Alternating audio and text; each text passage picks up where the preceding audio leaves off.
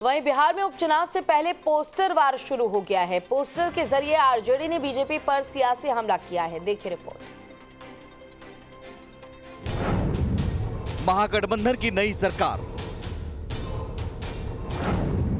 पहली बार बीजेपी से आर पार। मोकामा गोपालगंज उपचुनाव में किसका होगा बेड़ा पार? बाहुबली अनंत सिंह के किले में बीजेपी की होगी नैया पार। बीजेपी के गढ़ गोपालगंज में महागठबंधन भरेगा हुंकार।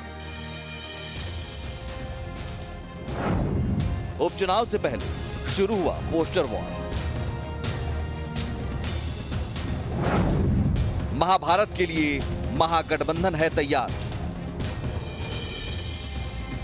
10 अगस्त को महागठबंधन की नई सरकार के गठन के बाद तैयारी 2024 और 2025 की हो रही है। दोनों तरफ से दावे 2024 और 2025 में अपनी अपनी जीत के किए जा रहे हैं, लेकिन इन दावों में कितना दम है, इसका लिटमस टेस्ट होने जा रहा है 3 नवंबर को। 3 नवंबर को बिहार की 2 विधानसभा सीट मोकामा और गोपालगंज में उपचुनाव की घोषणा हो गई है। 2 सीटों मोकामा और गोपालगंज में उपचुनाव की तारीखों का ऐलान हुआ है। 7 से 14 अक्टूबर तक नामांकन होगा। 15 अक्टूबर को नामांकन पत्र की जांच होगी। 3 नवंबर को दोनों सीटों पर चुनाव होगा। 6 नवंबर को चुनाव के नतीजे आएंगे। अनंत सिंह के सजायाफ्ता होने पर मोकामा सीट खाली हुई है, जबकि बीजेपी नेता और पूर्व मंत्री सुभाष सिंह के निधन के बाद गोपालगंज सीट खाली हुई है।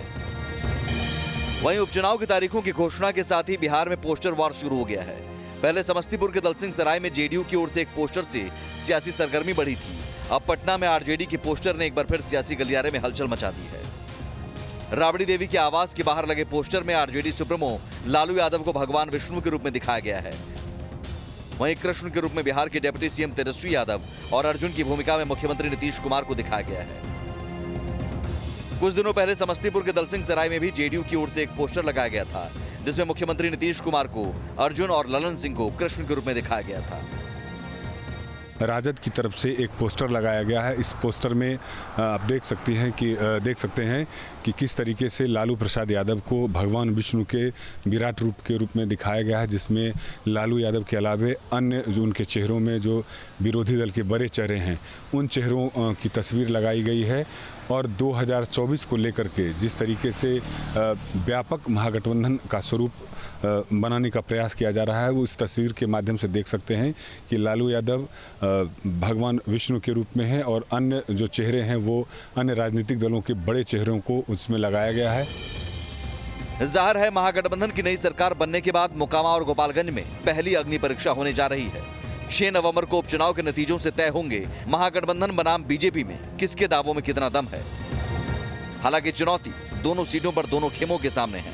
मोकामा जहां बाहुबली अनंत सिंह और आरजेडी का गढ़ माना जाता है, जहां से बीजेपी को कभी जीत नहीं मिली, वहीं गोपालगंज बीजेपी का गढ़ माना जाता है, जहां महागठबंधन को जीत हासिल करने की चुनौती होगी। Bureau report, news state Bihar Jharkhand.